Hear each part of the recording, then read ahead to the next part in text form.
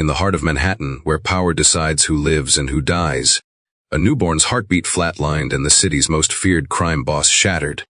But just as his world collapsed, a janitor with no medical license and nothing left to lose stepped forward and performed the impossible. What neither of them knew was that the life she saved belonged to the man who had unknowingly destroyed hers 15 years earlier. The night Emma Cullens lost her family began like any ordinary evening in the quiet suburbs outside Chicago, a place where porch lights glowed warm and neighbors waved at each other across manicured lawns. Inside the Cullens home, the air smelled of tomato soup bubbling on the stove, and her father Michael sat at the dining table reviewing spreadsheets he had promised to finish for work. Her mother Lydia hummed softly as she set out bowls, and Emma's twin brother Jacob teased her about who would get the last piece of cornbread cooling near the window. It was the kind of simple family moment Emma always thought would last forever, the kind of night that felt safe enough to trust. At 12 years old, she believed in the world her parents created for her, small, predictable, untouched by danger. Everything changed in less than a minute. At age 46 p.m., the front door burst open with a force that shook picture frames from the wall. Men dressed in black tactical gear poured into the house, armed with rifles and moving with brutal precision. Their masks hid everything except cold, focused eyes. Michael stood so abruptly his chair toppled behind him. He tried to shield his wife and children, pushing them back. But he didn't even get out a full word before a shot cracked through the hallway. The impact slammed him to the floor. Blood spread across the hardwood he had refinished the summer before, the rich red blooming over the wood grain he had been so proud of. Lydia screamed, grabbing Emma and Jacob and dragging them toward the kitchen, but the intruders moved faster. Another shot rang out sharper, closer, and Lydia stumbled, her knees buckling as she collapsed on top of her children. Emma felt her mother's weight crush down on her, felt the warmth draining from Lydia's body, felt Jacob trembling beneath her arm. The men tore through the home with mechanical urgency, yanking open drawers, ripping apart documents, flipping furniture. They were searching for something the Cullens family didn't possess. Something Emma would only understand years later when she learned that a single false accusation had marked her father for death. The intruders spoke little, communicating through small gestures like trained soldiers, and within moments they were gone, leaving the house wrecked and the family broken. Emma didn't dare move at first. She could feel Jacob's breath struggling beneath her and had no idea whether the men would return. When she finally pushed her mother's body off herself, she saw Lydia's eyes still open, fixed on nothing. Emma reached trembling fingers toward her mother's cheek, wishing desperately for a blink, a sigh. Anything that proved she hadn't lost both parents in the same minute. She whispered for Jacob and he answered with a weak groan. A stray round had pierced their mother's body and entered Jacob's stomach. Blood soaked his shirt, sticky and frighteningly warm. Emma pulled him into her lap, pressing her hands over the wound the way she had seen in movies, begging him to hold on. The house was too far from neighbors, the phone shattered near the wall, and Emma couldn't leave Jacob even for a second. Minutes blurred together, stretching into something suffocating. Jacob's breaths became shallow, each one a fragile thread threatening to snap. Emma talked to him nonstop, trying to distract him, telling stories about the adventures they always imagined, biking across the lakefront, sneaking into ballgames downtown, growing up and getting their own apartment someday. Jacob tried to smile with blue, tinged lips, but the effort drained him. Emma kept pressure on the wound even when her arms burned, even when she felt numb from shock. She sang the lullaby their mother used every night, the tune trembling as it caught in her throat. Hours crawled by. Emma watched dawn creep through the broken kitchen window, turning the room a bleak gray. Jacob's hand tightened around hers for a brief moment, the faintest squeeze, and then released, his chest stilled. His eyes, identical to hers, drifted shut. Emma waited for him to inhale again, waited for any sign of life, but nothing came. The quiet in that moment felt like the world had stopped breathing. Emma pressed her forehead to Jacob's, begging him to stay, begging him not to leave her alone. Her tears had dried long before, leaving only a hollow ache inside her ribs. She didn't scream, she didn't move. She simply held him, rocking gently, the way a child might hold a broken toy she refuses to accept cannot be fixed. In that kitchen, surrounded by overturned furniture and cooling blood, something inside Emma fractured permanently. Grief hollowed out a space so deep that she would spend the next 15 years trying to fill it with purpose. When police finally stormed through the front door the next morning, it took 3 officers to pry Jacob's body from her arms. Emma looked at them with empty eyes, unable to explain what had happened, unable to speak at all. Her mind replayed the night in sharp fragments, her father falling, her mother collapsing, Jacob fading. Authorities assumed she was in shock.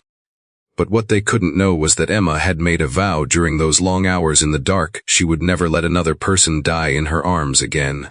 The investigators came and went, taking photos, gathering casings, asking questions she couldn't answer. None of it mattered. No one found the men responsible. No one discovered why the attack happened. The official explanation labeled the killings as a targeted home invasion, but Emma knew, even at 12, that the truth was bigger, uglier. Hidden beneath layers of corruption she couldn't begin to unravel. Child Protective Services transferred her to a group home in southern Illinois. Workers told her she would be safe there, that she would receive counseling, that she would heal in time. But the system was overcrowded and indifferent, a conveyor belt of forgotten children with trauma too heavy to hold. Emma withdrew so far into herself that even staff struggled to reach her. She stopped talking altogether, her voice locked behind grief like a door she refused to open. She slept curled in corners, drew pictures of Jacob she hid under her mattress, and recoiled whenever someone touched her shoulder. Other children avoided her, sensing a depth of sorrow that felt contagious. But Emma never forgot the vow she made beside Jacob's body. In the dim hallways of the group home, she clung to the memory of her brother's final moments, replaying every second not as torture but as motivation. She studied whatever scraps of medical information she could find, pamphlets, diagrams from old textbooks, anything left unattended. Whenever a staff member mentioned CPR or first aid, she listened with sharp attention. She didn't know it yet, but grief was shaping her future one desperate thought at a time. The promise she whispered to Jabe that night grew into something fierce and unbreakable. She would learn how to save lives, no matter how long it took or what it cost her. Life inside the Illinois foster system was nothing like the reassuring brochures handed to Emma Collins by caseworkers who promised stability and healing. From the moment she arrived at Willowridge Residential Home, a converted brick building on the outskirts of Springfield, she sensed the place wasn't built for comfort but control. The walls were painted a dull institutional beige, and the air carried a faint smell of bleach mixed with cafeteria food. Children wandered the halls with the same expression, wary, hollow, watching everything without expecting kindness from anyone. Emma followed a staff member to the room she would share with 3 other girls. The metal beds lined up against the wall like a barracks. She sat down on the thin mattress, hands in her lap, trying not to think about the warm kitchen she had lost, the laughter she once knew, the last breath her brother took in her arms. She wasn't ready to speak, not to staff, not to counselors, not to the other girls who eyed her with a mix of curiosity and guarded distance. Days passed with a rhythm that felt more like a detention schedule than childhood. Wake-up call at 6 a.m. Breakfast under the watchful eye of staff, chores, school, supervised recreation, lights out exactly at 9. Any deviation led to consequences posted on a board in the hallway, push-ups, loss of privileges, isolation rooms. Emma learned quickly that the safest way to survive was to comply, keep her head down, and make herself as unobtrusive as possible. She followed instructions, ate when told, sat through counseling sessions without saying a word. Her therapists grew frustrated with her quietness, jotting notes about emotional withdrawal, ptist, selective mutism. They asked questions she refused to answer, especially when they tried to nudge her toward discussing the night of the attack, or the people she lost. Talking felt like ripping open a wound she wasn't strong enough to face. The staff interpreted her refusal as defiance, the children interpreted it as fragility, but deep down Emma wasn't weak. She was holding herself together with everything she had. She feared that if she spoke about Jacob, her pain would consume her. So she bottled her emotions tightly, and the effort hardened her in ways she didn't yet understand. When other girls whispered rumors about her tragic past, she simply turned away. She didn't cry, didn't yell, didn't ask for help. Her stillness unnerved both staff and residents, and soon they started treating her not as a child needing care, but as a problem to manage. One staff member in particular, Mr. Hardings, ran the home as if it were a military academy. A stern man in his late 50s with a rigid jawline and clipped speech, he believed in discipline over empathy and punishment over conversation. Children walked straighter when he entered a room, and even the older boys avoided meeting his glare. When Hardings discovered Emma sitting on the stairwell one afternoon instead of joining the group activity, he accused her of refusing to participate and assigned her extra chores for the entire week. She didn't argue, she simply nodded and went to mop the cafeteria floors. But the longer she lived under his strict regime, the more Emma felt an ember of resistance forming deep inside her chest, small but growing. Other staff members alternated between neglect and misguided attempts at control. One female worker, eager to assert authority, dragged Emma by the arm for failing to respond quickly enough during roll call. The grip left bruises on her skin. Another staff member scolded her for not maintaining eye contact during counseling, unaware that direct attention felt overwhelming rather than disrespectful. Emma stored every unjust moment in her memory, not out of spite but as evidence that she couldn't rely on anyone around her.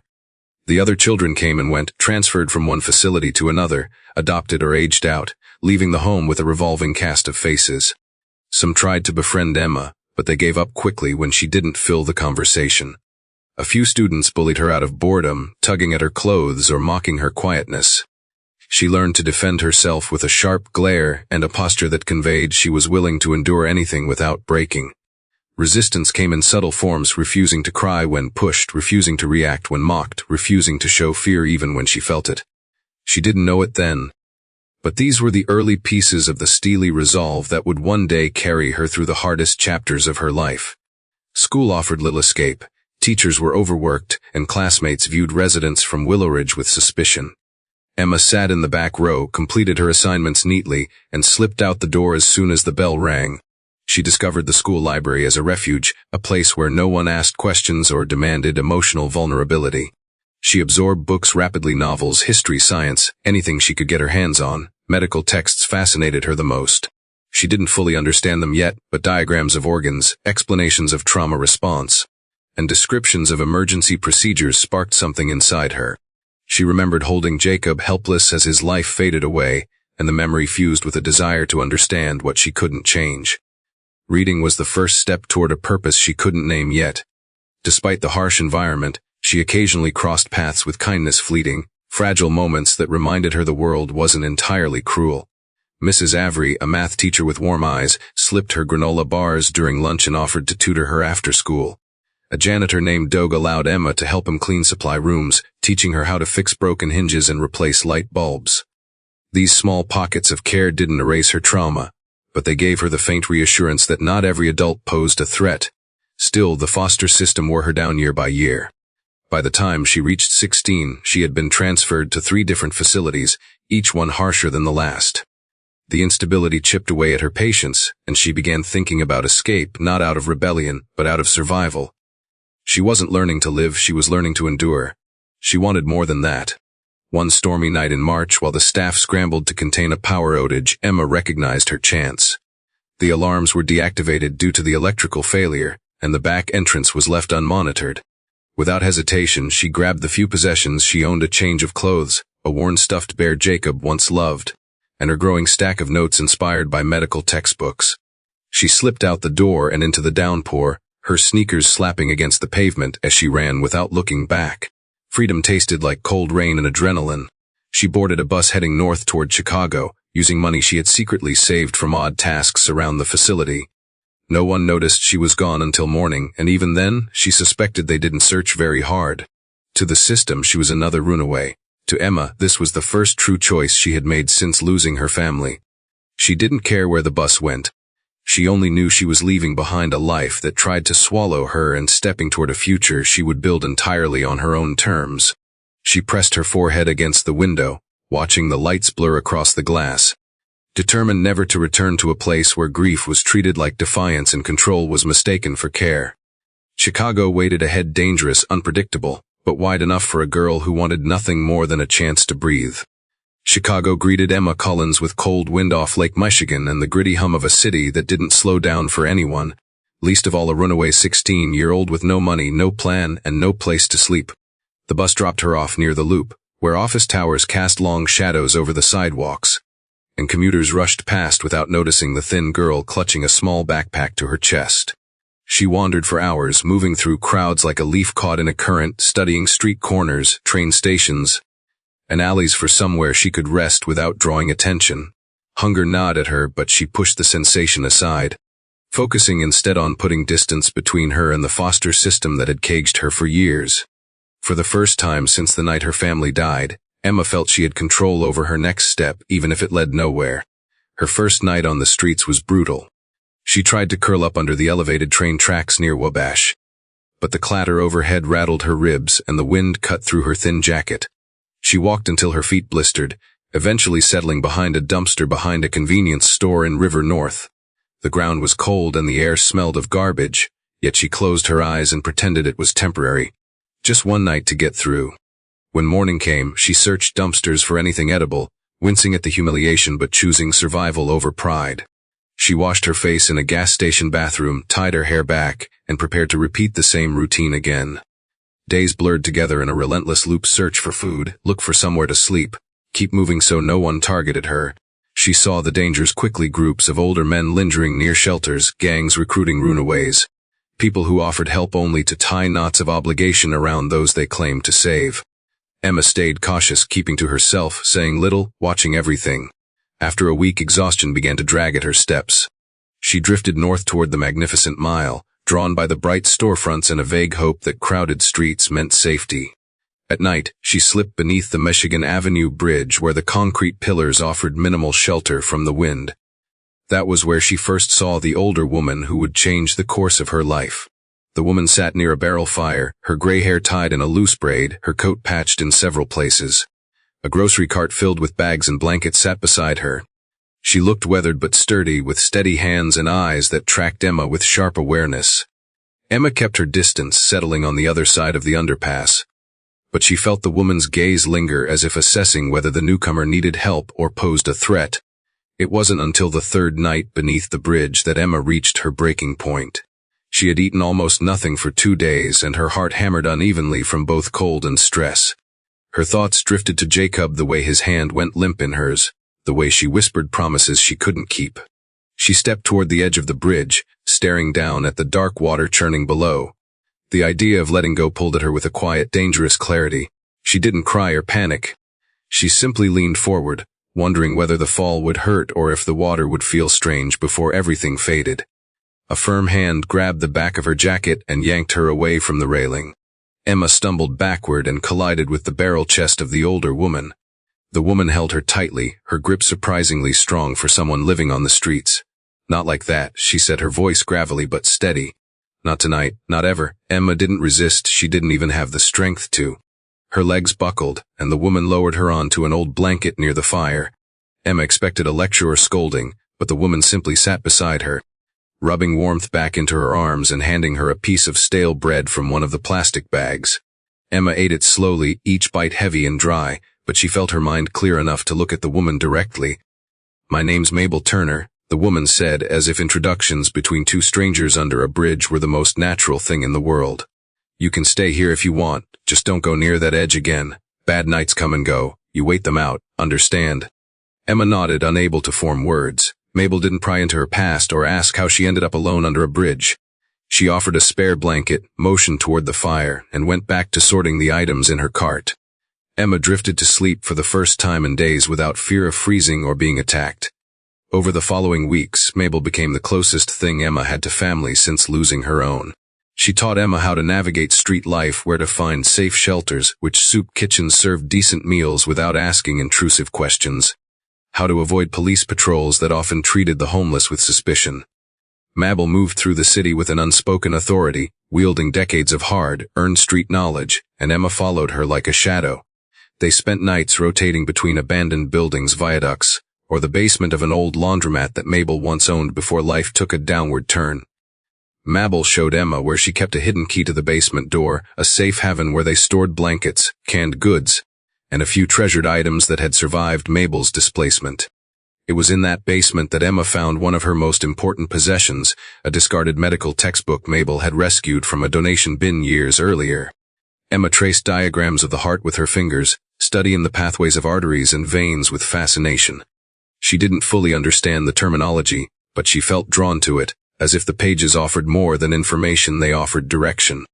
Mabel noticed her interest and began bringing home more damaged books she found left near libraries or recycling bins. Emma filled notebook pages with diagrams, lists, and half-understood concepts, but each word was a step toward fulfilling the promise she made beside Jacob's dying body. She vowed she would never again watch someone fade away without knowing how to fight for them. Mabel didn't ask why Emma obsessed over medical knowledge, but she saw the determination simmering inside her. "You're not meant for the streets," Mabel murmured one evening while they heated canned soup on a portable stove. "Some folks get stuck here their whole life, but there's purpose in you. I can see it." Emma didn't know how to respond, but the words rooted themselves deep inside her. The years that followed were harsh but transformative. Emma juggled odd jobs, washing dishes at diners, sweeping in bodegas, wiping tables in fast food shops. Every dollar went toward food, bus fare, or batteries for the small lamp she used to read at night. Her heart condition grew worse, sending sharp jolts through her chest whenever she overexerted herself. But she pushed through it, refusing to let frailty decide her future. She watched paramedics work at accident scenes, memorizing how they compressed chests or applied oxygen masks. She lingered outside emergency room windows, absorbing every movement of doctors and nurses, letting their expertise guide her self-study. Mabel aged quickly, her knees failing, her breathing growing more labored during the cold months. Emma took on more responsibility, fetching food, locking the laundromat basement, keeping them safe. Their bond strengthened into something unspoken but essential. Mabel had pulled her back from the edge, and Emma stayed because the older woman depended on her. Together they became a tiny, makeshift family in a world that overlooked them. As Emma's medical knowledge grew, so did her resolve. She didn't want to just survive, she wanted to matter. She wanted to save lives the way she couldn't save Jacob's. Mabel encouraged her when doubt crept in, reminding her that purpose often grows from the darkest roots. "You'll help someone someday," Mabel would say. "Someone no one else could save." Emma didn't know that day was coming far sooner than either of them imagined. Nor could she predict that the life she would save belonged to the man whose decision had shattered her childhood. All she knew was that she was no longer the scared runaway standing on the edge of the bridge. She was someone who carried survival in her bones and purpose in her hands. By the time Emma Cullins turned 18, Chicago had shaped her into someone who could survive almost anything, yet still carried a fierce determination to rise beyond the city's harsh streets. With Mabel's quiet encouragement pushing her forward, Emma applied for every entry-level job she could find: grocery stores, diners, laundromats, cleaning companies, anything that didn't require a diploma or a background she couldn't provide. Most places ignored her, some turned her away after a single glance at her worn clothes.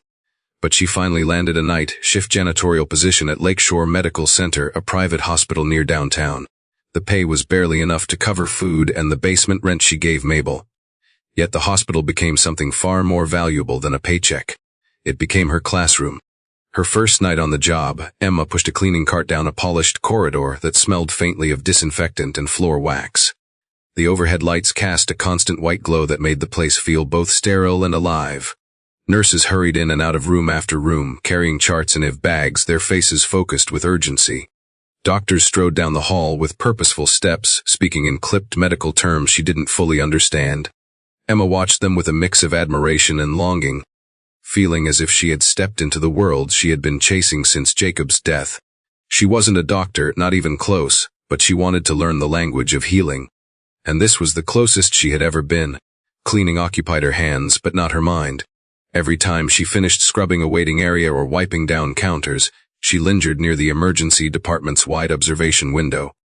She pushed her cart to the side and pretended to fix the mop handle while her gaze absorbed everything happening beyond the glass. Doctors moved with quick coordination, communicating through gestures and short commands. Nurses worked in rhythm, preparing medications, adjusting monitors, assisting with procedures. Paramedics wheeled in patients with injuries ranging from broken bones to heart attacks. And Emma watched how the team stabilized them: oxygen masks placed with precision, chest compressions delivered in strong, steady bursts, IVs inserted with speed. The sight of people fighting for survival didn't terrify her, it ignited her. She began studying their actions with the intensity of someone starving for knowledge. She memorized how a doctor positioned his hands during CPR, how a nurse counted compressions, how they checked breathing patterns or pulse points. At first, she felt guilty watching, afraid someone would accuse her of getting in the way. But no one paid attention to the janitor in the corner. She blended into the background, something she had been trained for since childhood. This time, however, her invisibility offered her a rare advantage: she could learn without interruption. She expanded her self-education using whatever she could find. Lakeshore Medical Center had a recycling bin near the staff lounge where outdated magazines, damaged textbooks, and old medical brochures were tossed. Emma checked it every night, rescuing anything with diagrams or terminology she didn't yet understand. She collected pages on cardiac arrest, respiratory failure, shock, wound care, and neonatal distress. Each night after her shift, she carried the wrinkled papers home to Mabel's basement and studied them under a cheap battery-run lamp until her eyes burned. Emma purchased a thrift store notebook for a few dollars and filled it relentlessly. The first pages contained shaky sketches of the human heart, left ventricle, right atrium, valves she could barely pronounce. She drew everything repeatedly until the shapes became familiar. Later pages included step-by-step notes from procedures she observed from afar: how many compressions per breath, how intubation worked, what medications were typically administered during cardiac events. She copied terms she didn't understand yet: epinephrine, defibrillation, hypovolemia, and looked them up using old library computers whenever she had time. Some nights she slipped into empty training rooms and practiced CPR techniques on worn-out medical mannequins left on carts. She adjusted their plastic chests with rhythmic pressure, counting compressions under her breath, imagining Jacob every time she pushed her palms downward. She often worked until her arms trembled and sweat coated her back, but she didn't stop. She refused to let fatigue become an excuse. Her quiet dedication didn't go completely unnoticed. A few nurses occasionally saw her near the observation window and assumed she was taking her break. One of them, a young woman named Teresa, asked Emma one night if she had ever considered going to nursing school. Emma forced a small smile and shrugged, unable to explain the weight of poverty and her lack of education. Teresa didn't press further, but her question lingered in Emma's mind for weeks. Her health, however, didn't share her determination. Emma had always known her heart was fragile. It fluttered unpredictably on long days and throbbed sharply when she pushed herself too hard.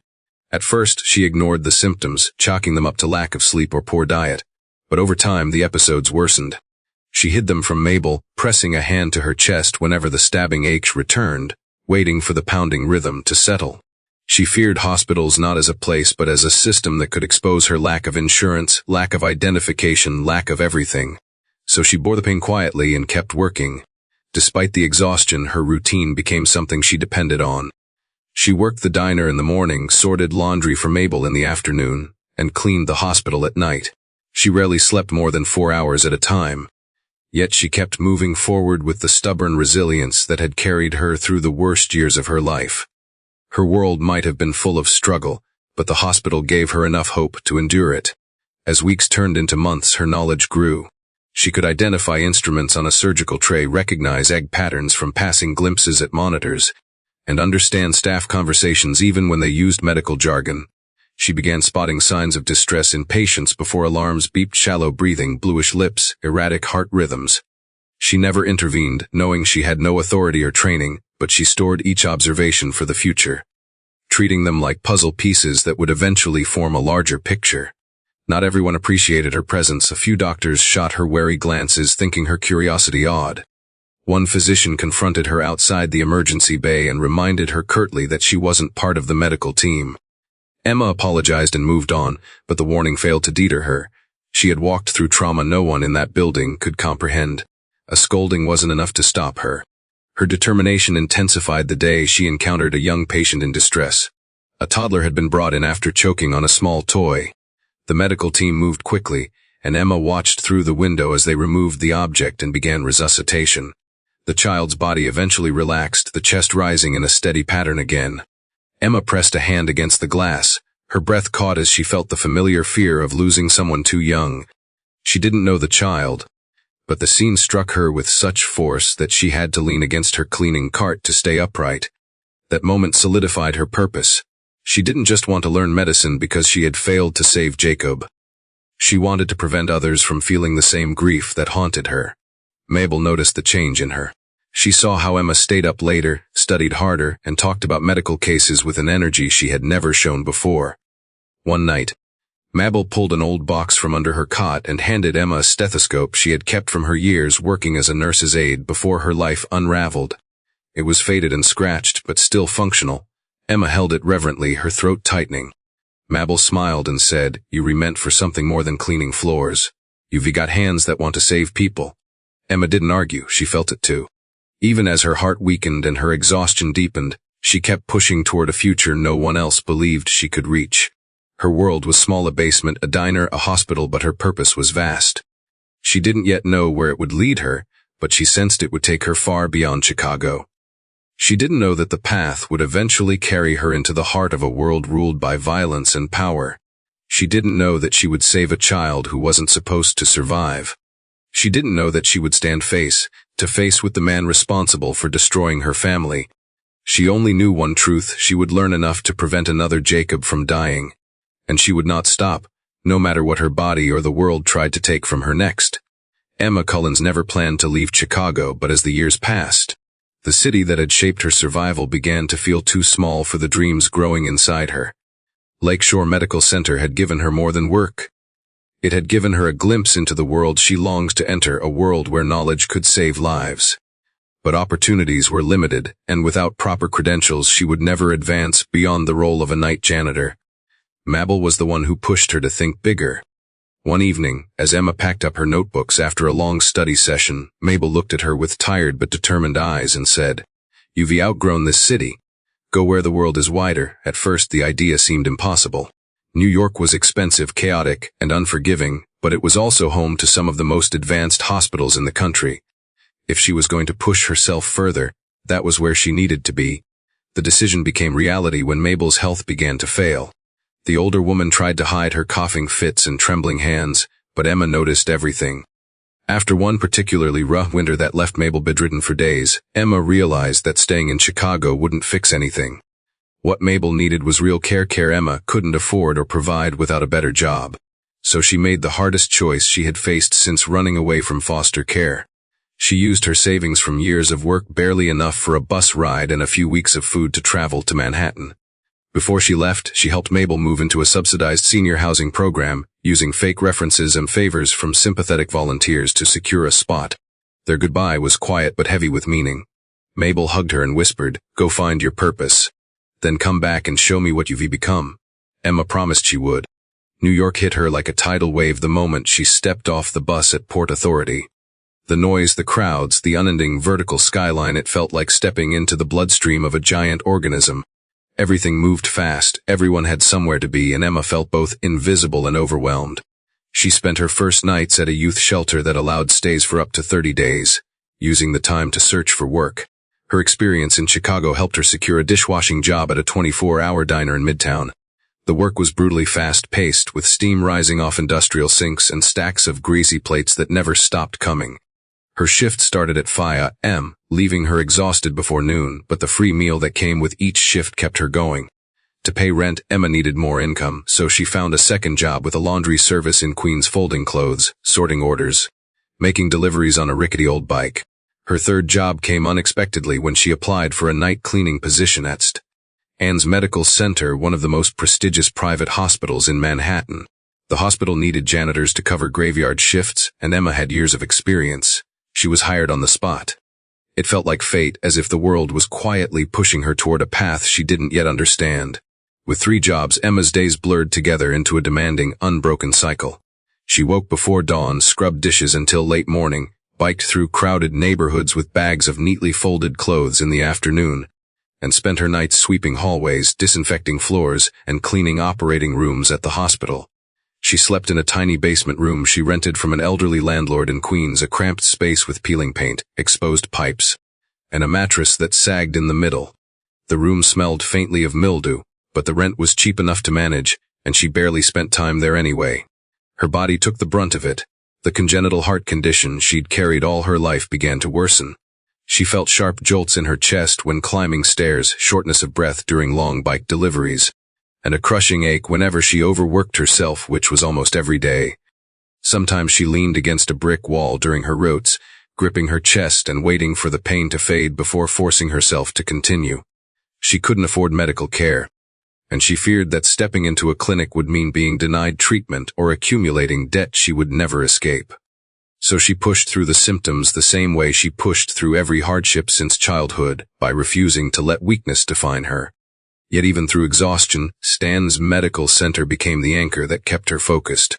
The hospital was far larger and more advanced than the one she had worked at in Chicago. The equipment was newer, the staff more specialized, and the cases more complex. Here, trauma surgeons handled gunshot victims, neurosurgeons performed delicate operations late into the night, and neonatal specialists rushed premature infants to incubators that hummed with quiet life-preserving machines. The speed, precision, and intensity of the place fascinated her. Cleaning there didn't feel like janitorial work. It felt like observing miracles in motion. Every night, Emma followed her routine, finish assigned cleaning areas early, then drift toward the wings where real medical action happened. She lingered near ICU windows, watching nurses adjust ventilators and doctors check vitals with practiced hands. She memorized codes announced over the intercom: code blue, code pink, rapid response, and she timed how fast the teams responded. Sometimes she passed open doors where specialists discussed treatment plans using concepts she was only beginning to understand. She carried those scraps of knowledge home and translated them into diagrams in her notebook, filling page after page with new medical terminology. One night she encountered a critical emergency that etched itself into her memory. A middle-aged man was rushed in after collapsing during a business trip. His heart had stopped en route to the hospital. Emma watched from the side as the medical team launched into action. A doctor performed chest compressions while a nurse prepared a defibrillator and another injected medication into an EV. The man's body jerked with each shock, and though Emma knew she shouldn't watch so intently, her gaze remained fixed. She recognized the rhythm on the EG monitor as ventricular fibrillation, a term she'd learned from one of her textbooks. She felt her pulse race with each attempt to revive him. When the man's heartbeat returned, the team lifted him onto a stretcher and wheeled him toward the cath lab. Emma stood frozen, stunned not just by the medical miracle but by the realization that she had understood every step of the process. Her self-study was paying off. Despite her progress, Emma remained invisible to most of the staff. A few nurses acknowledged her politely, but the doctors rarely looked her way. That suited her fine invisibility, allowed her to absorb knowledge without interference. She formed habits observing how respiratory therapists checked airway tubes, memorizing the color-coded labels on emergency carts, and studying medication trays left momentarily unattended near patient rooms. She learned to approximate dosages by watching nurses draw medications into syringes, noting how they calculated weight-based formulas. She even practiced identifying emergency equipment by touch when she cleaned storage rooms, running her fingers over oxygen masks, laryngoscope blades, and EV lines. Her body continued to betray her ambition. Some nights she found herself gripping the mop handle to keep from collapsing when a surge of pain thundered through her chest. On especially bad days she ducked into a supply closet, pressing a fist against her sternum until the sharp ache dulled. But she refused to stop working. Fatigue and pain felt like old companions, now residual shadows from a past she had never outrun. She believed that if she could save enough money for surgery someday, she could finally live without fear. Emma didn't realize that her heart would fail long before she could save herself. Nor did she know that her medical knowledge, stitched together from scraps and midnight studying, would soon be tested in a way no formal education could prepare her for. She had no idea that her path would cross with the Romano crime family, or that a newborn's life would depend entirely on her. The world saw her as a janitor, a girl with 3 jobs and a failing heart. But fate was steering her toward a moment that would redefine everything she believed about herself. And as she walked the polished hallways of St. Anne's, pushing her cleaning cart and memorizing the heartbeat of a world she longed to join, she had no way of knowing that her past and future were about to collide in the most devastating and extraordinary way. Alex Romano had built an empire across New York that most men only dared to whisper about. From the outside, he appeared untouchable, a man who commanded entire boroughs with a single phone call, who negotiated deals in private clubs surrounded by armed escorts, who earned fear as effortlessly as breathing. But beneath the crafted exterior was a man shaped by loss long before he ever tasted power. His father, Carmen Romano, fell in a violent ambush when Alex was only 21, and the responsibility of the Romano syndicate was thrust onto him before he understood what true leadership required. He learned fast, hardened faster, and carved a reputation that kept enemies at bay. Yet all the money, all the muscle, all the dominance he wielded across the city never prepared him for the day life struck him in a way bullets never could. It began as a morning filled with hope. His wife Danielle, a woman who could disarm him with a single glance, had gone into early labor at only 32 weeks. They had both expected complications. Her pregnancy had been fragile from the start, but Alex convinced himself that their son would arrive safely. Danielle's confidence fed his own. She squeezed his hand in the car outside Anne's medical center, smiling despite the pain, telling him their child would come into the world strong. Her strength had always grounded him. She had seen through the armor he wore and never feared his world or the people in it. He believed her when she said everything would be fine. But from the moment they arrived in the maternity wing, nothing went according to plan. Danielle's contractions intensified too quickly, and the medical team rushed her into a delivery room before Alex could process what was happening. A nurse blocked him from entering, explaining that complications required immediate intervention. Alex, who ran entire boroughs, who issued commands that shaped the city's criminal underbelly, suddenly found himself powerless, pacing the hallway with restless steps while nurses hurried past him. The leather of his shoes scuffed against the marble floor as he checked his watch again and again, each passing minute tightening the knot in his stomach. Through the closed door, he heard his wife cry out. He froze, gripping the edge of a chair, feeling panic surge like a wildfire beneath his ribs. For the first time in years, he prayed not to any specific god, but to whatever force might listen. He wanted only one thing: to keep Danielle alive. The Romano syndicate could collapse for all he cared, none of it mattered without her. His bodyguards stood at attention near the elevator, exchanging uneasy glances. They had seen Alex in rage, in triumph, in negotiation, but never like this. Vulnerability on him felt unnatural, like seeing a statue crack. After nearly 2 excruciating hours, the door opened and a doctor stepped out. His face said everything before his words did. Alex grabbed him by the collar, demanding answers, desperate to know whether his wife and child were all right. The doctor's voice trembled as he explained that they had done everything possible, but Danielle had lost too much blood. She hadn't survived. Alex's hands slackened, the doctor slipped from his grip, and the world around him seemed to dull. He staggered into the room, refusing to believe what he already sensed.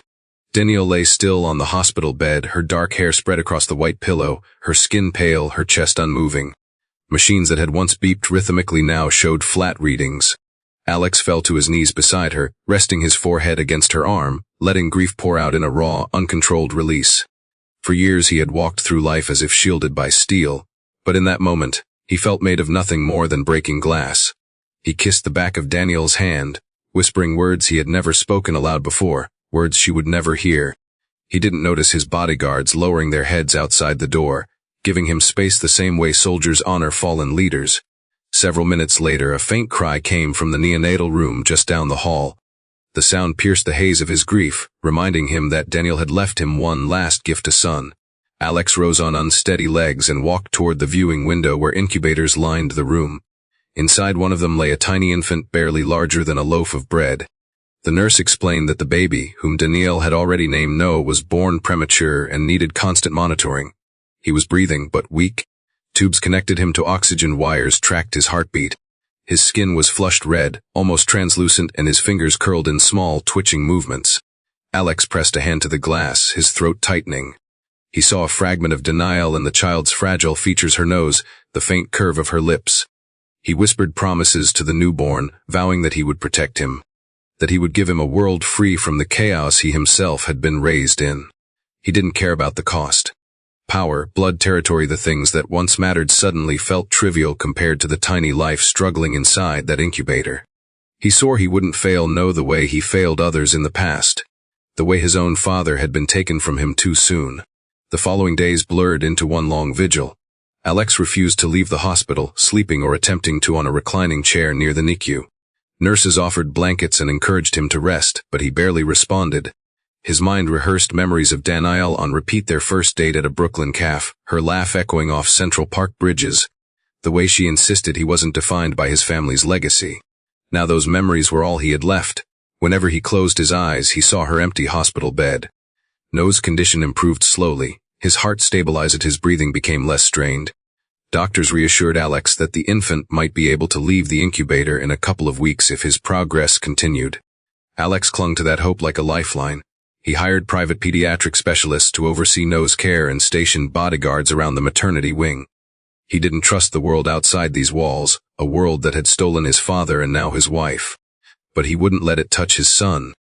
Yet even with all his precautions, a sense of dread lingered beneath the surface. Alex had built his empire on the belief that threats could be neutralized with force, but he couldn't force a newborn's body to heal. He couldn't negotiate with fate or intimidate illness. Every beep from the monitor, every shift in Noah's breathing kept his nerves taut. Some nights he paced in front of the viewing window, fists clenched as if he could fight death itself if it came for his son. The irony didn't escape him. Alex Rono, a man feared by entire syndicates, was now brought to his knees not by bullets or betrayal, but by love. Losing Danielle had carved a hollow place inside him that Noah was now the only thing preventing from collapsing entirely.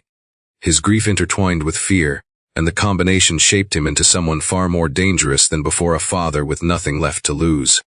In his darkest hours at the hospital, Alex thought about his past decisions, his early days rising through the syndicate, the violent orders he had signed without hesitation. He remembered faces he had never met, families caught in the crossfire of the criminal world he maintained. For the first time, He wondered how many lives had been changed because of him. Denial had always asked what he wanted his legacy to be. He never answered truthfully. But now facing the fragile existence of his son, he knew the answer he wanted: no, to inherit a world untouched by the blood that stained his own hands. He didn't know yet that one of those past decisions would come back to strike him with devastating force. He didn't know the girl who would save No's life had once watched her own family fall because of one of his orders. He didn't know that grief and redemption were already moving toward each other like opposing tides. All he knew was that he would guard No with everything he had left. And everything he had left was a dangerous amount. Emma Cullens had worked at Anna's medical center long enough to recognize the rhythm of the night shift, the hum of machines, the steady pace of nurses, the occasional rush of emergencies that shot electricity through the halls. But the night No Romano's heart stopped felt different from the moment she stepped into the neonatal wing to mop the floors. Something in the air carried a tension she couldn't name, as if the building itself sensed danger closing in. She pushed her cleaning cart toward the NICU, intending to finish early so she could observe the staff's techniques from a respectful distance. It was her routine, her nightly ritual of learning. But as she reached the hallway outside the infant care unit, the sight of several nurses gathered around a single incubator pulled her steps to a halt. Inside the room, alarms blared in staccato bursts. A monitor flashed red numbers that dropped lower and lower. No's oxygen saturation plummeted, his tiny heart struggling against odds too great for his premature body. Doctors rushed in with tense expressions, their movements sharp, hurried, frustrated. Emma recognized the lead neonatologist, Dr. Paddle, barking orders with urgency. She watched as staff attempted ventilation support, adjusted medications, and initiated a neonatal version of resuscitation. Nothing worked. No's heart rate continued its downward spiral. Alex Romano stood frozen against the far wall, his usually imposing posture shattered. He wasn't the feared Mafia kingpin in that moment, just a father watching the one thing tethering him to hope slip away. His eyes locked on the incubator, and the muscles in his jaw tightened until veins pulled against his skin. Emma had seen grief before, but the raw devastation radiating from him carried a force that shook her. She knew that expression. She had worn it herself the night Jacob died. The doctors exchanged glances that conveyed a truth they didn't dare say aloud. Dr. Paddle finally exhaled and instructed the team to prepare for termination of efforts. They would try for a few more minutes, but they knew No's body wasn't responding. The incubator lights reflected off the tears streaking down a young nurse's face. Another nurse placed a hand on Dr. Paddle's shoulder, a gesture of quiet acknowledgement. Emma felt her throat tighten, memories of Jacob's final breaths overlapping with the scene in front of her. She gripped the handle of her mop so hard her knuckles whitened, unable to look away. Then the monitor flatlined. The room seemed to collapse inward. Dr. Paddle called the time, and several staff members stepped back from the incubator in exhaustion and defeat. A nurse covered her mouth with her hands. Another turned away. No's tiny chest had stopped rising, his body limp, his features unnaturally still. Emma felt the air rush from her lungs, her chest seizing with a familiar ache, a reminder of everything she had fought so hard to overcome. She had spent years studying for precisely this reason, to keep someone's heart beating when the world tried to take them away. And now, only a few feet in front of her, a life was fading while she stood on the other side of the glass.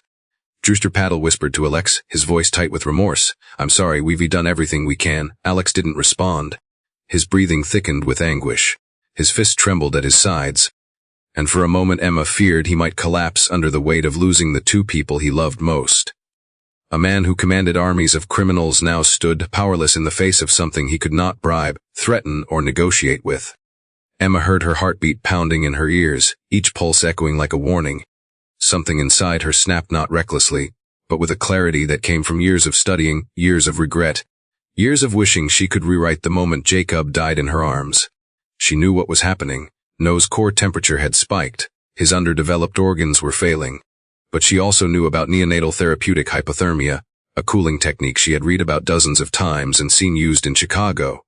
Not every hospital used it, and not every doctor believed in its effectiveness, but she knew it had saved premature infants whose hearts had stopped. Her hands moved before her mind caught up.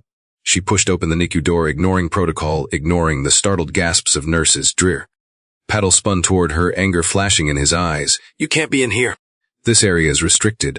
Emma didn't stop. She stepped directly to the incubator, her eyes fixed on Noah's still chest. "His temperature is too high," she said, her voice sharp and unwavering. "You have to cool him, now." drop his body temperature to protect the brain and restart cardiac function. The staff froze. Dr. Patel stared at her as if she were speaking another language. "Urea janitor," he snapped. "You have no authority." "He's not gone yet," Emma insisted, her voice rising. "You wrote him off too quickly. His heart stopped because his system overheated. If you don't cool him immediately, his brain cells will die, and you will never bring him back."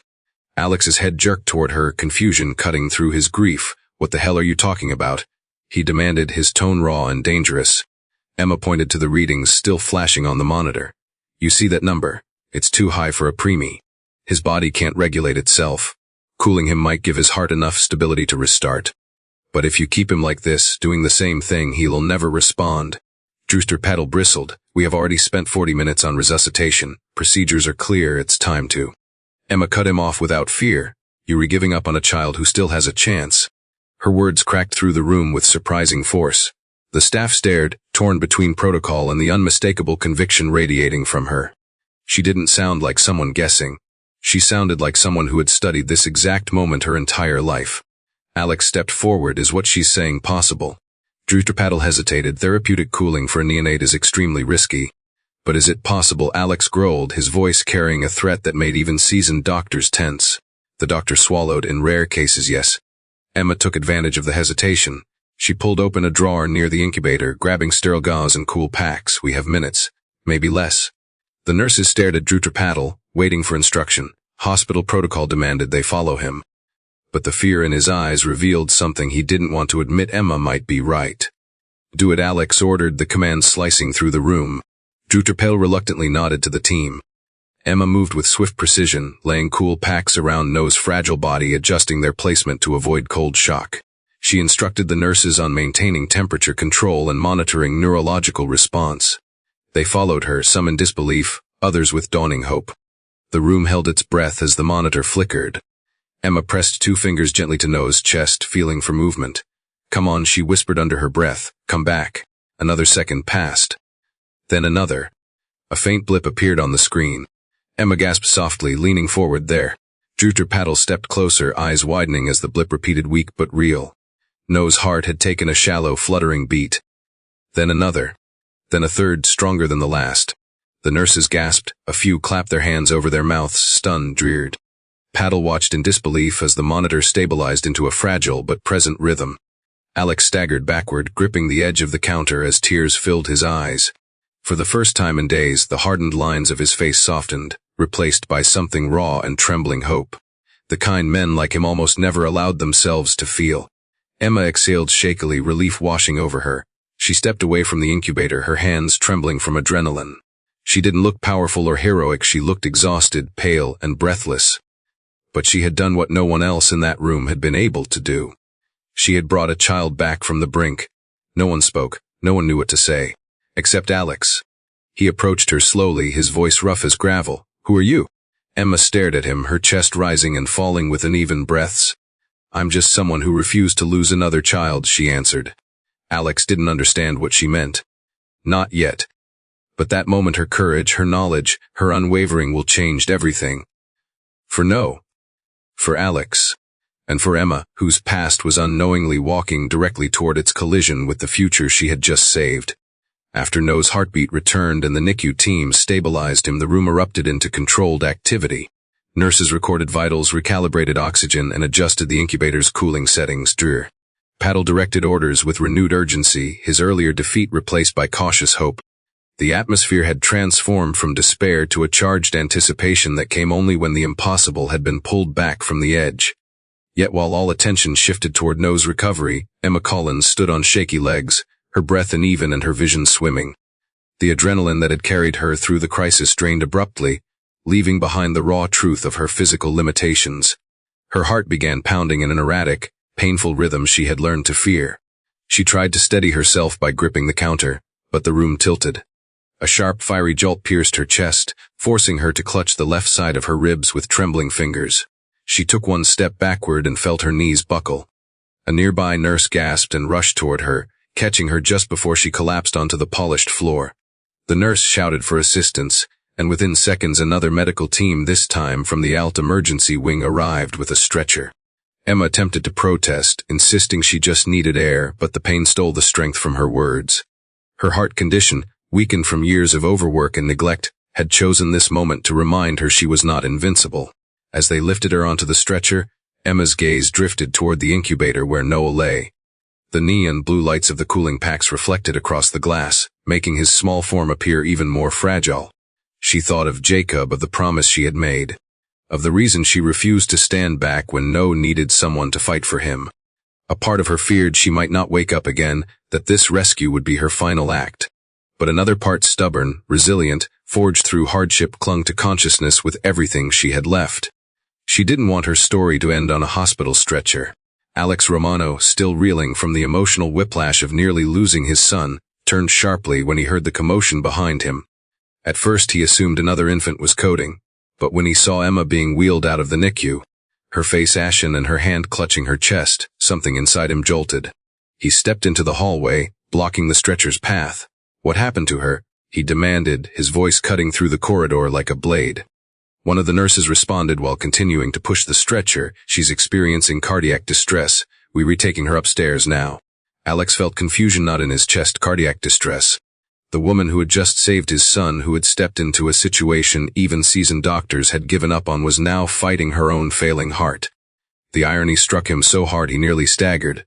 Before he could speak again, Emma's eyes fluttered open. She met his gaze for a fraction of a second. There was no fear in her expression, only exhaustion and an inexplicable softness, as if she were trying to reassure him even as she lay on the brink of collapse. "Don't let him give up," she whispered.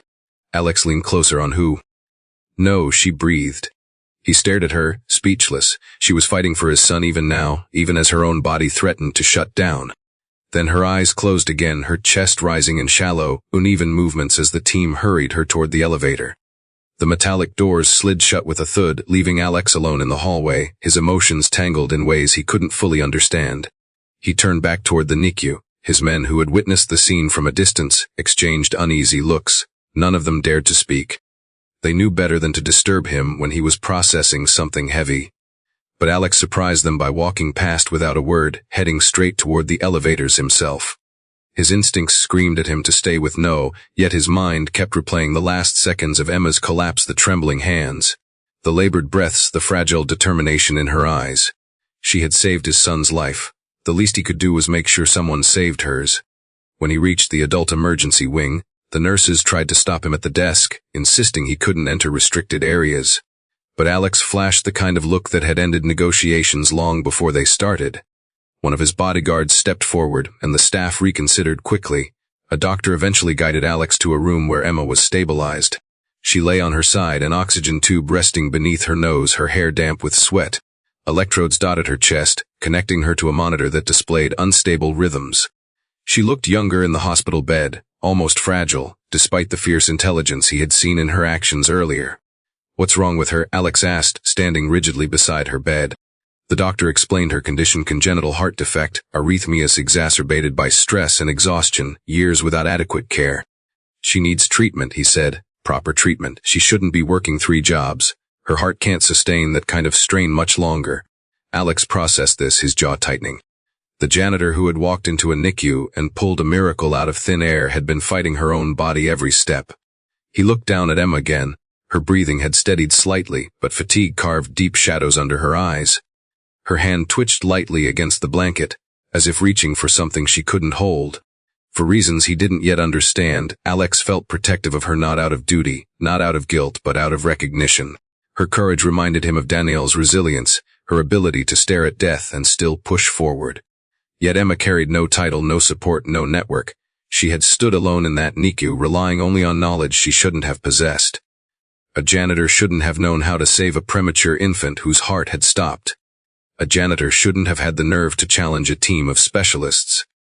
A janitor shouldn't have been the one to give No another chance at life. But Emma wasn't just a janitor. And Alex knew it. He sat beside her bed, resting his hands on his knees. He didn't speak words, felt useless, but he stayed. He stayed through the entire night, even after his men urged him to rest. He stayed because leaving felt wrong. He stayed because this woman, unknown to him hours earlier, had stitched a thread of hope back into his life when everything had been unraveling. He stayed because he wanted to understand who she was, why she had risked everything, and how someone with nothing could give so much.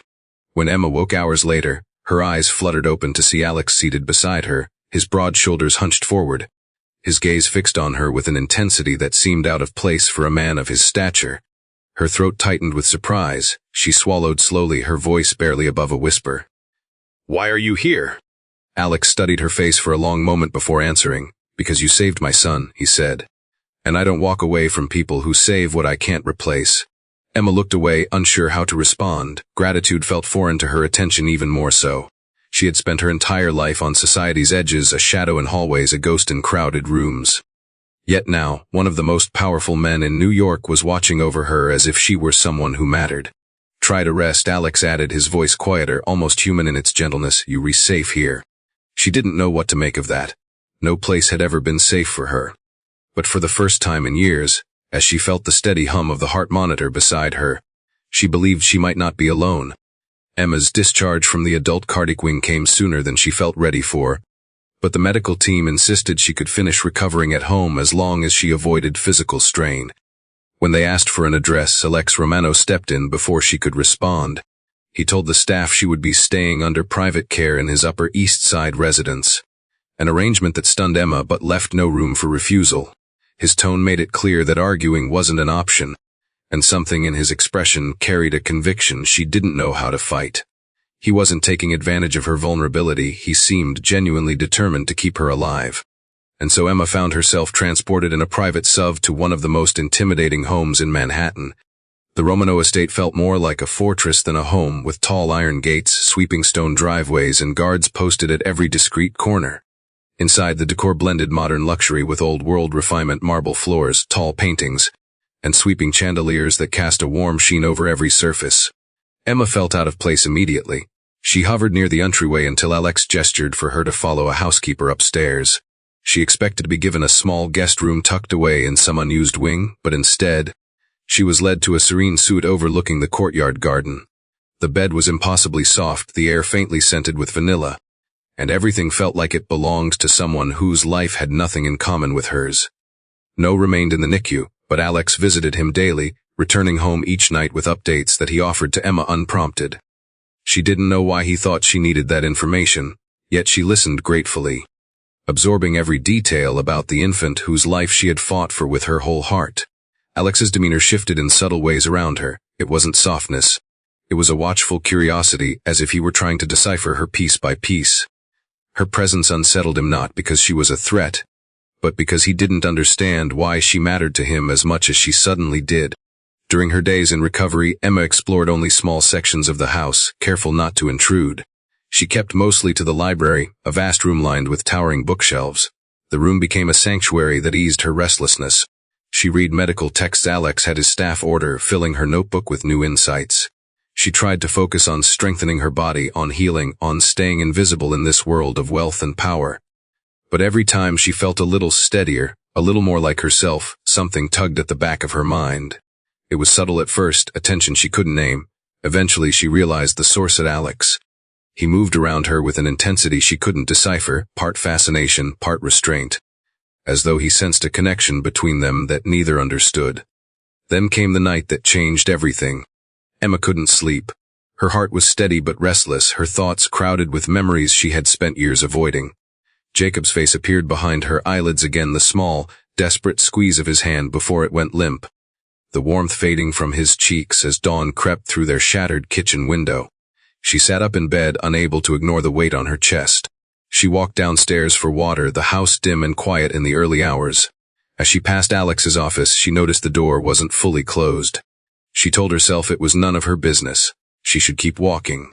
But a draft pushed the door open slightly, revealing documents scattered across a polished oak desk, and in the center of the desk, half buried beneath other papers, she caught sight of an emblem she recognized from her childhood nightmares, an insignia used by the masked men who killed her family. Her breath hitched, something cold and primal gripped her spine. Emma stepped inside, her feet moving before she consciously decided to enter. She approached the desk slowly, each step trembling. She lifted the edge of the document and slid it free. Her heart stopped. It was a dated execution order. Her father's name was printed in bold letters. Michael Collins. Her mother's name beneath it. and the order bore the signature of one person, Alexander Romano. Emma's vision blurred. She staggered backward, knocking into a chair. Her chest tightened violently, as if her ribs were caving inward. Her father hadn't been killed by mistake, by random violence, by nameless criminals. He had been executed, signed off by the same man who now offered her protection and gratitude. The same man whose son she had saved. The same man she was coming to trust. The dizziness grew stronger as she grabbed another paper, a memo from Richard Mancini, the man Alex once trusted, claiming the Collins family had cooperated with federal investigators. None of it was true. The memo was marked later disproven, dated years after the murders. Alex had written angry notes in the margin, evidence of his own horror at realizing he'd been manipulated. But it didn't matter. The damage had been done, her family had been slaughtered. She had grown up alone, broken, wandering through the world because of the signature at the bottom of that paper. A strangled sound escaped her throat as she dropped the documents. Her knees shook violently. She gripped the desk for support, but her body trembled too hard to stay upright. The office door opened behind her. Emma. Alex stepped inside, dressed in dark slacks and a partially unbuttoned shirt, his hair disheveled from a long night. He looked confused at first, then concerned when he saw her shaking. But when his gaze fell to the papers scattered at her feet, his entire expression changed. The color drained from his face. Emma lifted a trembling hand and pointed at the signature she had memorized in an instant. "You," she choked out. "You ordered it. You ordered them to kill my family." Alex froze, his breath caught, his eyes widened with a devastation that matched her own. He looked at the papers again as if hoping they would change, as if wishing he could erase the truth that had crashed between them. "Emma," he began, voice low, unsteady, "I didn't know." "Don't lie to me!" she shouted, staggering backward. "You signed their death, you destroyed my life. Everything I became, everything I lost is because of you." Alex lifted his hands, not defensively but helplessly. "I thought your father was feeding information to the FFB. I was given proof, fake proof. I never would have." "Don't," she whispered, her voice shaking so violently she could barely speak. "Don't you dare try to justify it." Her chest tightened again. Her breaths came too fast, too shallow. Her vision blurred at the edges, but she refused to fall. She refused to appear weak in front of the man who had taken everything from her. Alex took one step toward her. "Emma, I swear to you, if I had known." She struck him. Her palm connected with his cheek in a sharp, trembling motion. The room echoed with the impact. Alex didn't react, didn't reach for her wrist, didn't defend himself. He stood still, accepting the blow as if he believed he deserved far worse. Emma hit him again, her fists pounding against his chest and shoulders with weak but desperate force. "You killed them. You killed my parents. You killed Jacob."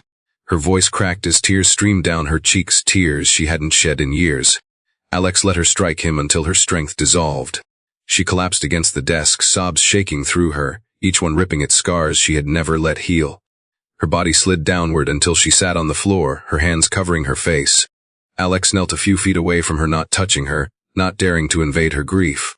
His own eyes were wet, though he fought to keep his composure. "If I could trade places with them," he whispered, "I would. I would do anything to undo what happened." Emma shook her head, unable to process anything beyond the crushing betrayal. "I saved your son," she whispered. "I saved what mattered most to you. And you destroyed mine." Alex bowed his head. "I know." Emma forced herself to her feet, stumbling toward the door. "I'm leaving." "Emma, please. Don't follow me." Her voice wasn't loud, but the pain in it carried the weight of a lifetime. She pressed a hand to her burning chest and fled the office, running through the grand hallways that only hours earlier had felt safe. She didn't stop until she reached the street, the cold night air hitting her like a slap. Her heart pounded erratically, but she kept moving, disappearing into the city she once believed couldn't hurt her again. She didn't know where she was going. She only knew she had to escape the man whose past had ruined her life, and whose present she had just saved. Emma didn't remember leaving Alex's mansion so much as she remembered the feeling, raw, burning, and almost violent, the sensation of betrayal pushing her forward while her heart dragged painfully behind her. She stumbled into the cold Manhattan streets without a coat, without a plan, without a single thought beyond the need to get away. Her breath fogged the air with every rushed exhale, the winter wind slicing through her clothes. It didn't matter. She only knew she needed distance. Distance from him, from the truth she had discovered, from the man whose signature had torn her world apart. Her legs carried her on autopilot, weaving through late-night crowds and traffic lights until she reached the quiet outskirts near the hospital she had once worked in. Her lungs burned, and her chest tightened with every step, but she couldn't stop. Every time she closed her eyes, she imagined Alex's face, shocked, grieving, desperate. She hated that part of her still recognized humanity in him. She hated even more that he looked like a man drowning in remorse, a man who had been lied to, manipulated, and twisted by the world he led. But none of that changed the truth. He had signed the order, he had ended her childhood, he had destroyed her family. Her legs finally gave out outside a bus stop nearest Anne's medical center, and she collapsed onto the metal bench. Her hands clutched the edge as she bent forward, gasping through the pain threatening to crush her chest again. She squeezed her eyes shut, trying to push down the wave of memories, her mother's last breath, her father bleeding on the kitchen floor, Jacob slipping away in her arms. She had spent years burying the past. Tonight it had risen like a tidal wave. A bus pulled to the curb, the doors opening with a hiss. Emma blinked up at the driver. "You getting on?" he asked. She stared at the empty interior. She could go anywhere. She could vanish into another city the way she once did, reinvent herself, escape. Start over. She took a breath and it faltered. She wasn't ready, not yet. "Next one," she whispered, and the driver nodded before shutting the doors. The cold bit deeper. Emma hugged her arms around herself and forced her unsteady legs to carry her across the street toward the hospital. She wasn't going inside to stay, she just needed somewhere warm to catch her breath. Somewhere familiar. Somewhere that didn't remind her of Alex's voice breaking as he tried to explain the unexplainable. The security guard at the entrance recognized her from her shifts and let her pass without question. Emma moved through the hallways with automatic familiarity, the fluorescent lights reflecting off the polished floors she had scrubbed countless nights. Every step felt heavy, her chest aching with each breath. She reached the NICU wing almost without thinking. She paused at the window overlooking the infant care room, intending only to rest for a moment before disappearing again. Then she saw him. No. His tiny body lay under warming lamps, now cooling, treatment completed, but complications continuing. Tubes monitored his breathing, wires tracked his fragile heart rate, and 2 nurses stood nearby reviewing charts with concern. One of them adjusted his oxygen with a careful hand. His chest rose and fell in shallow, uneven movements that seemed agonizingly forced. Emma pressed a hand to the window, her breath stalling mid-inhale. She hadn't seen him since before her collapse, not like this. Not vulnerable, not suffering. Her legs carried her forward until her forehead nearly touched the glass. Nose, small features contorted in discomfort, his eyelids flickering with restless strain. Even without sound, Emma could tell he was fighting. She knew that expression too well, the face of someone battling to stay alive. Her heart twisted sharply. She tried to pull away, to remind herself she had no reason to stay, no connection binding her to this place anymore. But the sight of No and distress anchored her in place. Her throat tightened and memories crashed against her all at once. The rhythm of Jacob's fading breaths, the desperation she felt as she held him powerless. The promise she made to him, the one that shaped the entire path of her life. No one else dies in my arms. No's hand twitched weakly beneath the blanket. Emma's breath shattered. She couldn't walk away, not from him. Not from the child she brought back from death. Not from the only innocent life untouched by betrayal. She leaned her forehead against the cold glass, hot tears trailing down her cheeks before she could stop them. "I'm so sorry," she whispered, her voice cracking with grief she could no longer contain. "I'm sorry you re-hurting. I'm sorry I ever thought I could leave you." She didn't know if she was talking to No or Jacob or herself. All three felt painfully intertwined. A nurse turned and spotted her through the window, startled to see someone standing so close. She opened the door connecting the viewing area to the NICU hallway. "Emma," the nurse asked gently, "are you okay?" Emma wiped her face with the back of her hand but failed to compose herself. "What's happening to him?" she asked, her voice trembling. "Is he worse?" The nurse hesitated, glancing back at No. "He's struggling tonight. We're remanaging it, but he's having a hard time." Emma's chest clenched. She felt the weight of her earlier anger, her flight, her desire to disappear. She felt selfish for running, for thinking she could sever herself from the child she fought so desperately to save. She reached for the railing, gripping it tightly as the room spun slightly. "Can I just stay here for a moment?" she asked. The nurse nodded with sympathy. "Take your time." Emma stood there for several minutes, watching No's chest move in labored patterns, each rise a fragile victory. She remembered the warmth of Jacob's last breath, the moment his body sagged against her. She remembered the helpless terror washing over her.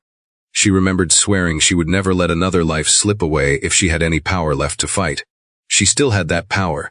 And she wasn't going to abandon it, not tonight, not ever. Her heart still ached from betrayal, but it ached even more at the idea of No facing pain alone. Alex's sins weren't no's. That baby didn't choose his father. He didn't choose the world he was born into.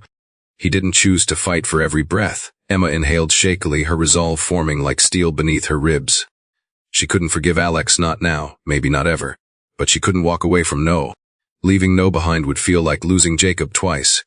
She backed away from the window, wiping her face again. The nurse watched her curiously, sensing emotion but asking nothing.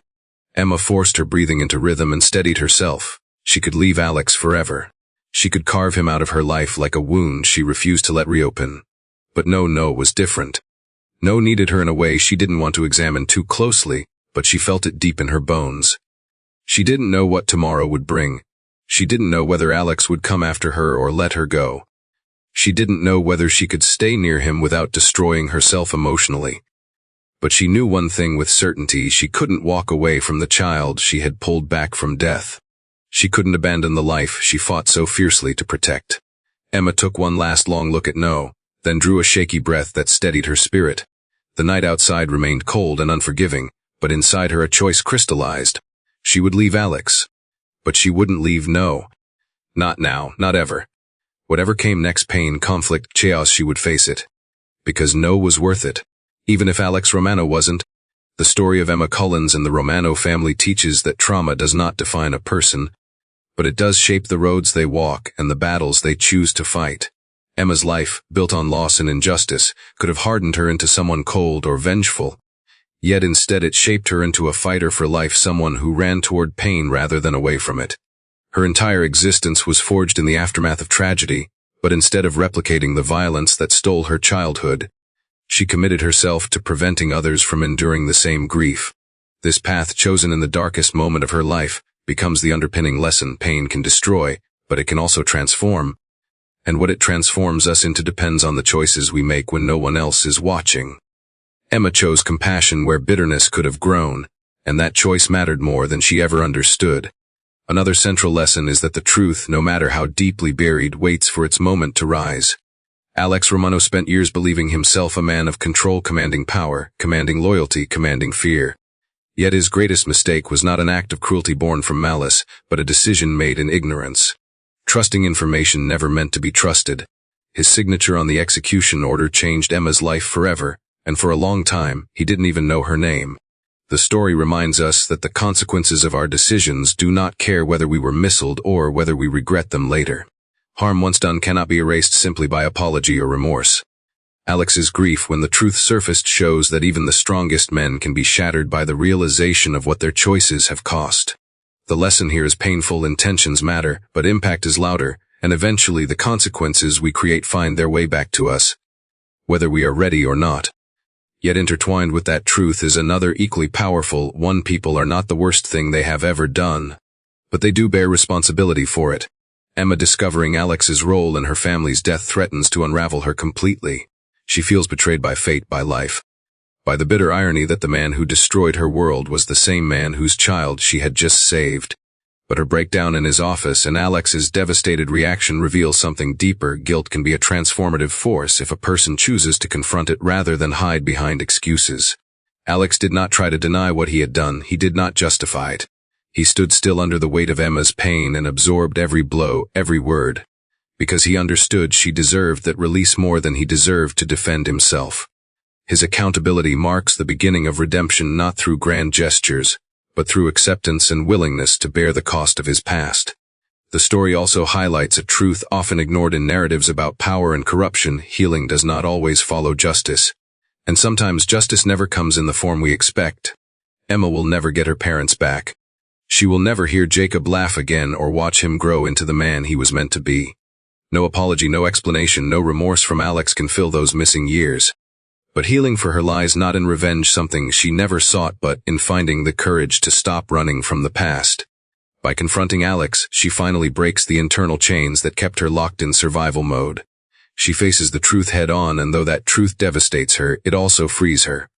The lesson is that healing begins not when the world corrects its wrongs, but when we gather the strength to face what hurt us and decide what our future will be from that moment forward. A particularly striking lesson emerges from Emma's relationship with No. Despite discovering the terrible truth about Alex, she cannot abandon the child. No is innocent, untouched by his father's sins, fighting for a life he never had a chance to choose. Emma sees Jacob in him not because she is projecting, but because she recognizes the universal fragility of a child fighting to survive. Her refusal to leave No behind becomes a profound reminder that love and compassion often anchor us even when everything else breaks. The human heart, despite its wounds, does not always choose hatred. Sometimes it chooses to protect what is good, even when surrounded by what is dark. No represents the possibility of a different future, not just for Emma but for Alex as well. Through him, the story teaches that innocence can be a powerful force of redemption, and that protecting it is one of the purest acts of humanity. Finally, the overarching lesson of the story is that life is rarely a simple divide between villains and heroes. Emma is not flawless, she is traumatized, impulsive, guarded, and sometimes reckless in her devotion to saving others. Alex is not purely monstrous, he is a man shaped by violence, misled by those he trusted, capable of deep love and deeper regret. Both characters carry scars that influence their decisions, yet their paths intersect in a way that forces them to confront their pasts, their beliefs, and their own capacity for change. The story suggests that redemption is possible but not guaranteed and never easied. It requires honesty, vulnerability, courage, and the willingness to face the truth of one's own actions. It requires accepting that forgiveness, if it ever comes, is not something one can demand. It must be earned through time, sacrifice, and genuine transformation. In the end, the story teaches that grief can turn strangers into enemies, but compassion can turn enemies into something unexpectedly human. Emma's strength comes not from the suffering she endured, but from the choices she made afterward. Alex's redemption begins not with power, but with his willingness to fall to his knees under the weight of what he has done. And No, the small life caught between them, becomes the fragile thread pulling both toward a future neither expected but both desperately need. It is a lesson about pain, about responsibility, about undeserved love, and about the courage it takes to rebuild a life in the aftermath of irreversible loss. If you find this video helpful, don't forget to hit like, subscribe to the channel, and turn on the notification bell so you won't miss upcoming videos. If you have any suggestions or questions, feel free to leave a comment below. I'd really love to hear your feedback. Thank you for watching until the end.